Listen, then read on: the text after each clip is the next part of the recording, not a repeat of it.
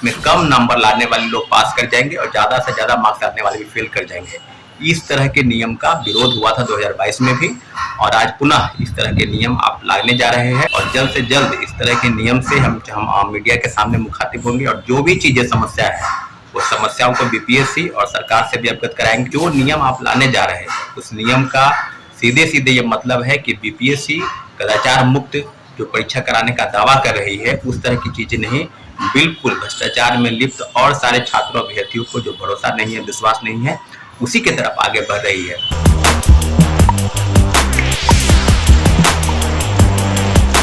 नमस्कार, मैं हूं अनुकूल तिवारी और आप वॉइस अब देख रहे हैं। देखिए, बस कुछ दिन में टीआरई 3.0 के री एग्जाम होने वाले हैं और ऐसे में छात्र नेता सौरभ जो है वो परसेंटाइल वाले मामले पर और नॉर्मलाइजेशन वाले मामले पर खुलकर बोले हैं और किस तरह से बीपीएससी आयोग, शिक्षा विभाग और सरकार को सुनाए हैं और क्या नहीं सहेंगे, आप सीधे सुन लीजिए। नमस्कार साथियों, जय हिंद। अभी हम बात करेंगे बीपीएससी के जो नए चेयरमैन है रवि परमार मनु भाई, पहली बार प्रेस के माध्यम से छात्रों और अभ्यर्थियों को बीपीएससी के नए प्रयोग के बारे में संबोधित कर रहे थे और आपको बताते चले कि जो प्रयोग है, इस तरह के सब चीजों पर आप भी रूबरू होंगे। और जितनी भी टीआरई 3 की जो पुनर्परीक्षा है, जो 15 मार्च को पेपर लीक के कारण दोबारा हो रही है और 19 जुलाई से उसकी परीक्षा की शुरुआत है, तो ये उनका यह कहना है कि पहली बार हम एक नए प्रयोग कर रहे हैं।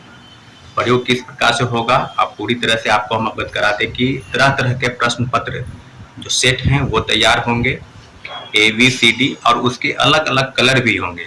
उनका यह कहना है कि ये कोई जरूरी नहीं है कि एक ही परीक्षा केंद्र पर जो है वो किस तरह के सेट होंगे, हो सके अलग अलग भी हो सके एक ही हो, लेकिन ये सीधे यानी कहा जाए कोई 4 प्रकार के अगर सेट होंगे तो सेट का ये भी प्रश्न पत्र जो है वो अलग अलग होगा।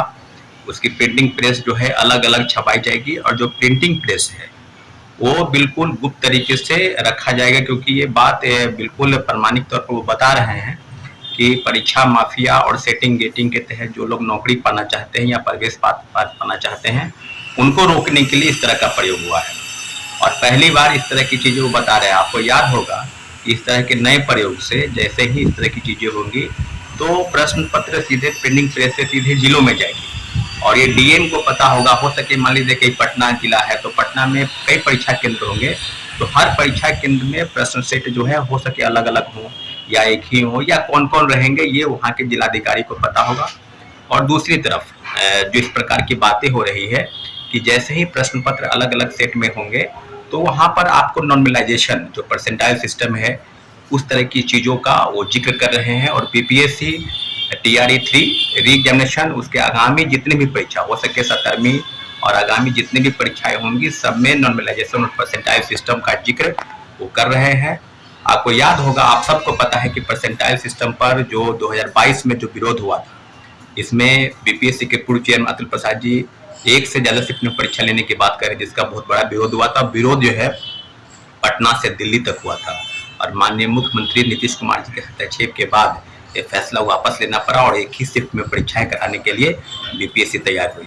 आज फिर पुनः उसी चीजों पर नए चेयरमैन फिर से नया धब्बे छात्रों को, अभ्यर्थियों पर एक नया कानून, एक नए तरह का प्रयोग ला रहे हैं। जो बीपीएससी खुद भ्रष्टाचार में लिप्त है, जिसके अधिकारी कर्मचारी खुद बीपीएससी के सारी परीक्षाओं में कदाचार कराने के लिए तैयार हैं, तो आप बात कहाँ से अब है कि आपकी बातों पर भरोसा कर ले। कोई परसेंटाइल नॉर्मलाइजेशन जैसे ही लागू होगा, इसमें कम नंबर लाने वाले लोग पास कर जाएंगे और ज्यादा से ज्यादा मार्क्स लाने वाले भी फेल कर जाएंगे। इस तरह के नियम का विरोध हुआ था 2022 में भी और आज पुनः इस तरह के नियम आप लाने जा रहे हैं।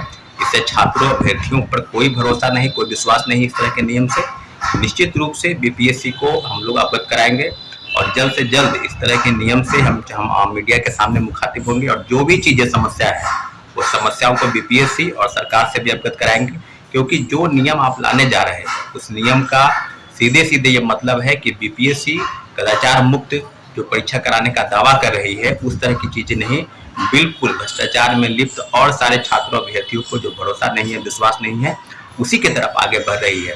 इसलिए शिक्षक अभ्यर्थी और जो भी अभ्यर्थी है सिविल सेवा की परीक्षा तैयारी करने वाले या बीपीएससी की जितनी भी आगामी परीक्षा होगी सब में परसेंटाइल और नॉर्मलाइजेशन लागू करने की बात कही जा रही है।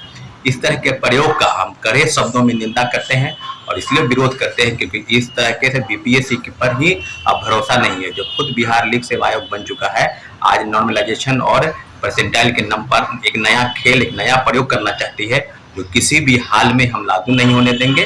तो सच में बीपीएससी की तरह ही इसे रोकने का एक भरपूर प्रयास हम लोग का होगा और निश्चित रूप से इसमें छात्र अभ्यर्थी जितने भी नौजवान हैं सब हम लोग का साथ देंगे। ठीक है, धन्यवाद, जय हिंद। तो आपने सुना छात्र नेता सौरभ वो मुद्दा उठा रहे हैं जो शिक्षक अभ्यर्थी लगातार उठा रहे हैं और ऐसे में ये मामला जो है वो बहुत बड़ा होते जा रहा है। नॉर्मलाइजेशन और परसेंटाइल का जो मामला है, ऐसे में हम और भी शिक्षकों से मिलेंगे, शिक्षक अभ्यर्थियों से मिलेंगे। फिलहाल छात्र नेता सौरभ का क्या कुछ कहना था इस मामले पर वो आपने सुना है। देखना होगा TRE 3.0 में क्या कुछ होता है, क्योंकि आप भी जानते हैं कि प्रेस कॉन्फ्रेंस के बाद बहुत सारी बातें हैं जिससे शिक्षक अभ्यर्थी बहुत नाराज हैं। सप्लीमेंट्री की बात हो या फिर वन कैंडिडेट वन रिजल्ट की बात हो, उसमें बहुत नेगेटिव रिस्पांस मिला है। बीपीएससी के जो चेयरमैन है उन्होंने कुछ बोला नहीं है, सीधे नेगेटिव रिस्पांस दिया है। ऐसे में छात्र नेता सौरभ किस तरह से आवाज़ उठा रहे हैं वो आपने सुन लिया। इस मुद्दे को और भी बढ़ाएंगे। नवीन सर हो गए, गुरु रहमान सर हो गए, उनके पास जाएंगे। शिक्षक अभ्यर्थी जो भी हमें मिलेंगे या फिर हमसे कॉन्टैक्ट करेंगे उनके पास भी हम जाएंगे और पूछेंगे ज़रूर कि TRE 3.0 में आप लोगों को दिक्कत क्या क्या हो रही है। और आप लोग अगर ये वीडियो देख रहे हैं तो ज़रूर बताइएगा कमेंट में कि आप लोगों को TRE 3.0 जो पेपर होने वाला है उसमें कौन कौन से मुद्दे जो हैं उनमें दिक्कत होना है, तो हम लोग उस मुद्दे को बाकी से उठाएंगे। तो बस हमारे चैनल को सब्सक्राइब करें, उस पेज को लाइक करें। धन्यवाद।